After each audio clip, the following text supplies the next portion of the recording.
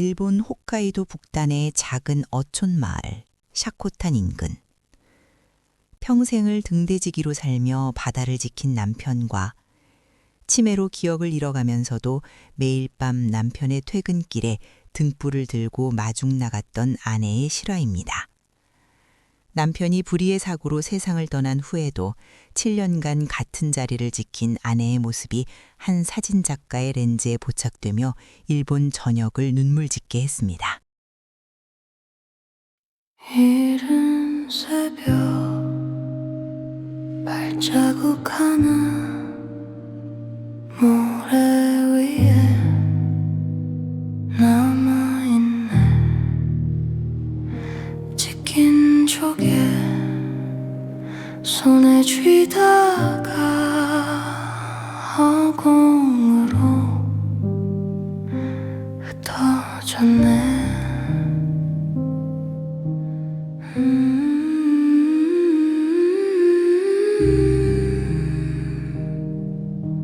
파도 멈춘 자리 우린 여기 있었지.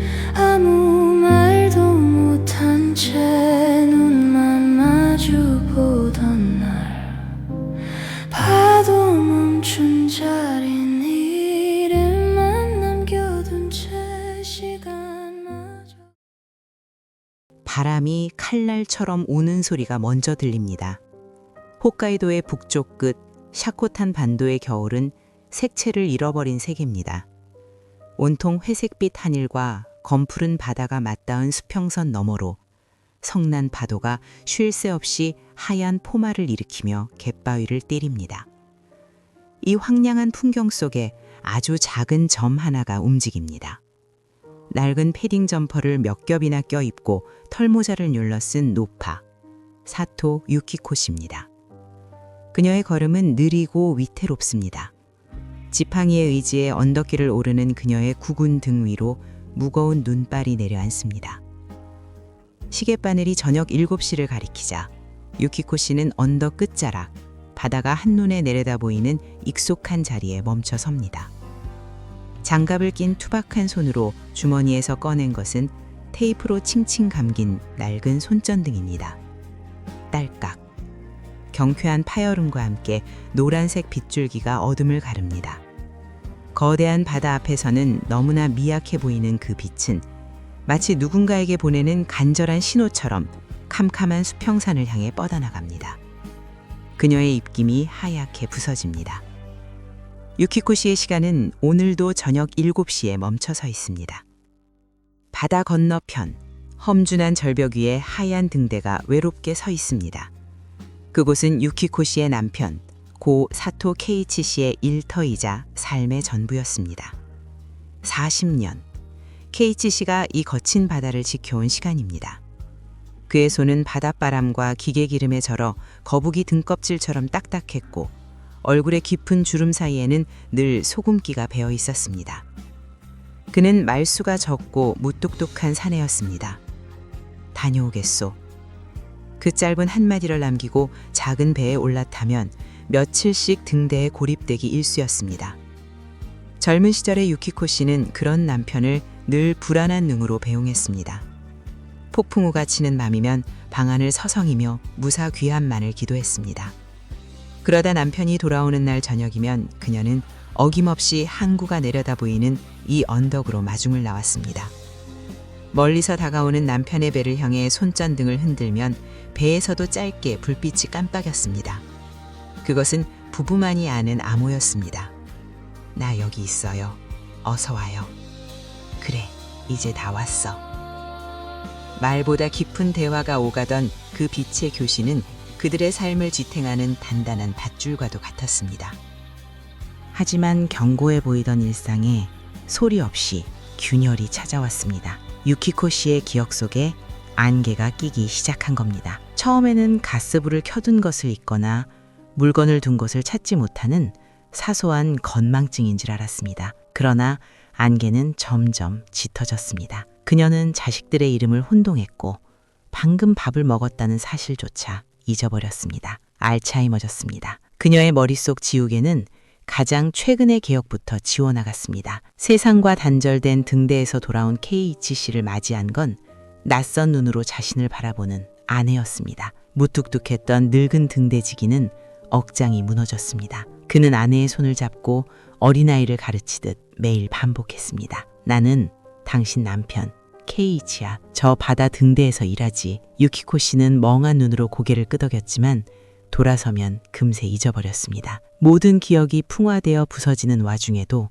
기적처럼 단 하나 살아남은 습관이 있었습니다. 저녁 7시가 되면 그녀는 누가 시키지 않아도 주섬주섬 옷을 챙겨 입고 손전등을 들었습니다. 마중 나가야 해. 그이가 올 시간이야. 그녀의 의식은 흐릿했지만 몸에 새겨진 사랑의 기억은 본능처럼 그녀를 언덕으로 이끌었습니다. 케이이치 씨는 그런 아내의 모습에 가슴이 미어지면서도 한편으론 안도했습니다. 그녀가 아직 자신을 기다리고 있다는 사실이 그에게는 유일한 위안이었습니다. 운명의 장난은 잔혹했습니다. 2017년 겨울 홋카이도에 기록적인 폭설이 내렸습니다. 바다는 미친 듯이 포효했고 모든 뱃길이 끊겼습니다. 등대 시설 점검을 위해 평소보다 늦게까지 남아있던 K이치 씨와 연락이 두절되었습니다. 칠흑 같은 어둠 속에서 거대한 파도가 등대를 집어삼킬 듯 몰아치던 밤이었습니다. 날이 밝고 구조대가 출동했지만 그들이 발견한 것은 파손된 장비와 차갑게 식어버린 K이치 씨의 주검뿐이었습니다. 평생 바다를 지켰던 사내는 결국 바다의 품에서 영면에 들었습니다. 마을 전체가 비통에 잠겼습니다. 하지만 단 한 사람, 유키코 씨만은 이 죽음을 이해하지 못했습니다. 장례식이 치러지는 동안에도 그녀는 어린아이처럼 해맑게 웃으며 사탕을 까먹거나 영정사진 속 남편을 보며 이 사람 왜 여기 있어? 바다에 가야지 라고 중얼거렸습니다. 사람들은 그녀의 망각이 차라리 다행이라 여겼습니다. 슬픔조차 잊어버린 병이 그녀를 보호하고 있다고 생각했습니다. 그러나 그것은 착각이었습니다. 남편이 떠난 지 일주일이 지나고 한 달이 지나고 계절이 바뀌어도 유키코 씨의 저녁 일과는 멈추지 않았습니다. 매일 저녁 7시 비가 오나 눈이 오나 그녀는 어김없이 그 언덕에 섰습니다. 구분증으로 힘겹게 언덕을 올라 떨리는 손으로 손전등 스위치를 켰습니다. 칠흑 같은 바다를 향해 이제는 영영 돌아오지 않을 배를 향해 그녀는 하염없이 빛을 쏘아보냈습니다. 마을 사람들은 처음에는 그녀를 말렸습니다. 할머니, 할아버지는 이제 안 오셔요. 돌아가셨잖아요. 하지만 그녀는 고개를 저으며 고집스럽게 말했습니다. 아니야, 올 시간이야. 내가 불을 비춰줘야 길을 잃지 않아. 그녀의 시간은 남편이 살아있던 그 어느 날에 영원히 닻을 내린 듯 했습니다. 치매라는 잔인한 병마가 그녀의 모든 이성을 앗아갔지만 남편을 향한 사랑과 기다림이라는 감정의 뿌리만은 뽑아내지 못했습니다. 아니, 오히려 다른 모든 것이 사라진 자리에 그 마음만이 더욱 선명하고 처절하게 남아버린 것입니다. 그녀가 든 작은 손전등 불빛은 북쪽 바다의 매서운 추위 속에서 위태롭게 흔들렸지만 결코 꺼지지 않았습니다. 그것은 그녀가 세상과 소통하는 유일한 언어이자 사랑하는 이를 위해 할 수 있는 마지막 헌신이었습니다. 7년. 강산이 변한다는 시간 동안 그녀는 그 자리를 지켰습니다. 이제 K이치 씨가 관리하던 등대는 무인 시스템으로 바뀌어 더 밝고 차가운 LED 불빛을 자동으로 뿜어냅니다. 하지만 마을 사람들은 말합니다. 저 바다에서 가장 따뜻하고 밝은 등대는 저 절벽 위의 것이 아니라 매일 저녁 언덕 위에서 켜지는 유키코 할머니의 작은 손전등이라고 말입니다. 우연히 이 마을을 찾은 한 사진작가가 눈보라 속에서 빛을 비추는 그녀의 뒷모습을 카메라에 담았습니다. 그 사진 한 장은 일본 전역에 조용한 파문을 일으켰습니다. 사진 속 그녀의 등은 작고 초라했지만 그 안에 담긴 이야기는 그 어떤 거대한 기념비보다 묵직한 울림을 주었습니다. 우리는 너무 쉽게 잊고 너무 쉽게 포기하며 살아갑니다. 하지만 기억을 잃어버린 한 노파의 맹목적인 기다림은 우리에게 묻습니다. 진정한 사랑이란 무엇인지, 그리고 사람이 사람을 마음에 품는다는 것이 얼마나 숭고하고 고통스러운 일인지를. 오늘 밤도 유키코 씨는 언덕에 오를 것입니다. 그녀의 육신이 허락하는 한 그녀의 영혼에 각인된 그 사랑의 습관은 멈추지 않을 것입니다. 차가운 어둠 속에서 빛나는 그 작은 불빛은 사라져가는 것들에 대한 가장 아름답고 슬픈 찬가입니다.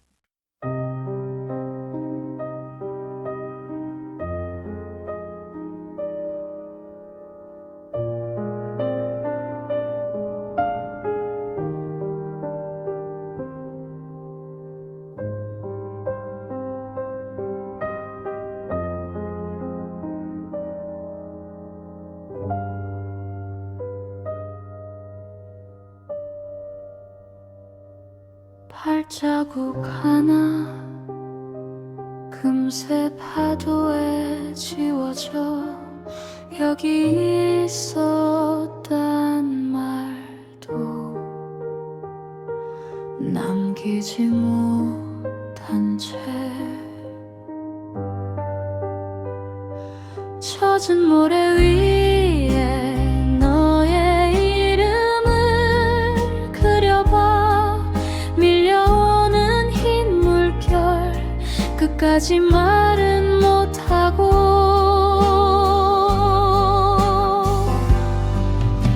무인도의 피아노 똑같은 음만 울려 텅 빈 해변 끝에서 나만 기억을 세어 다 잊혀진 이야기 바람 속에 흩어져 똑같은 파도 소리에 너를 한 번 더 잃어.